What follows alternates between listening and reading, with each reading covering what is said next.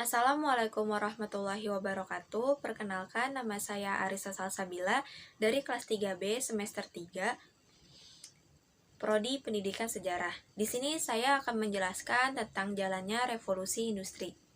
Revolusi industri ditandai dengan adanya perubahan pola hidup dan pola pikir masyarakat dan negara. Revolusi industri akan mewarnai corak tatanan kehidupan masyarakat, baik di bidang ekonomi, sosial, budaya, dan politik. Masyarakat mulai berubah cara berpikirnya, yaitu dari sektor agrari bergeser ke arah industri. Revolusi industri terjadi pertama kali di Inggris. Corak perekonomian Inggris yang semula agraris berubah menjadi industri. Di antara ciri-cirinya adalah status sosial sangat dipengaruhi oleh luasnya kepemilikan tanah. Saat itu, cara membuat barang juga masih konvensional, yaitu mengandalkan tenaga manusia dan tenaga hewan. Istilah revolusi industri merujuk pada perubahan yang terjadi pada manusia dalam melakukan proses produksinya. Pertama kali muncul di tahun 1750-an. Inilah yang biasa disebut dengan revolusi industri 1.0. Revolusi industri 1 ini berlangsung dari periode antara tahun 1750 sampai 1850. Saat itu terjadi perubahan secara besar-besaran di bidang pertanian, manufaktur, pertambangan, transportasi, dan teknologi, serta memiliki dampak yang mendalam terhadap kondisi sosial, ekonomi, dan budaya di dunia.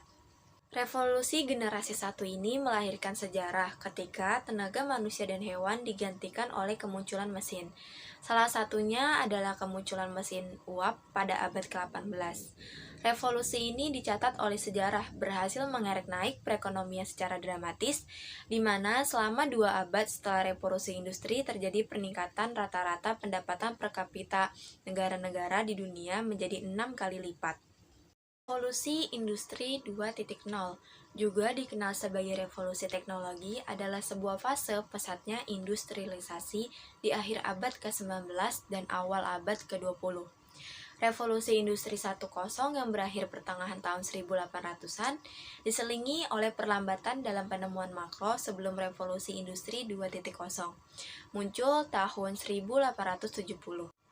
Revolusi industri generasi 2.0 ini ditandai dengan kemunculan pembangkitan tenaga listrik dan motor pembakaran. Dalam penemuan ini memicu kemunculan pesawat, telepon, mobil, pesawat terbang, dan lain-lain yang mengubah wajah dunia secara signifikan.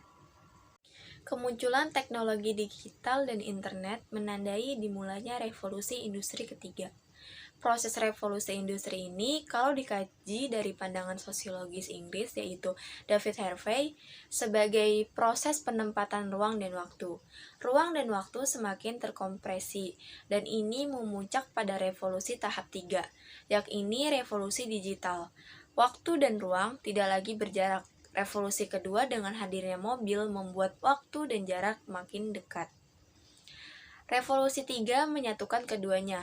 Sebab itu, era digital sekarang mengusung sisi kekinian atau real time.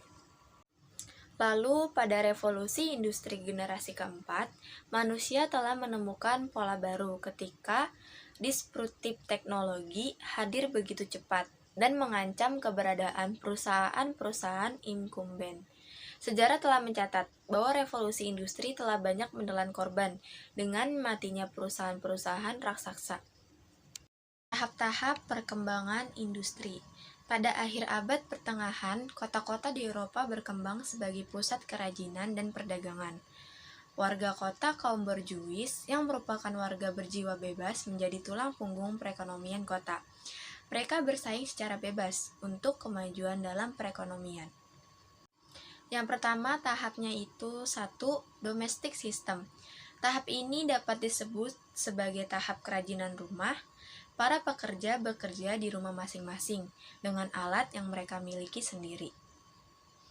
Yang kedua yaitu tahap manufaktur. Setelah kerajinan industri makin berkembang, diperlukan tempat khusus untuk bekerja agar majikan dapat mengawasi dengan baik cara mengerjakan dan mutu produksinya. Maka sebuah manufaktur atau pabrik didirikan. Dengan ini hubungan antara pekerja dan majikan menjadi lebih akrab dan jumlah buruh juga menjadi berkurang. Terakhir yaitu tahap victory system. Tahap sistem ini sudah merupakan industri yang menggunakan mesin tempatnya di daerah industri yang telah ditentukan, bisa di dalam ataupun di luar kota. Demikian juga toko tempat pemasaran hasil industri diadakan di tempat lain. Sekian informasi yang saya berikan, semoga bermanfaat untuk kalian semua yang menonton video ini. Wassalamualaikum warahmatullahi wabarakatuh.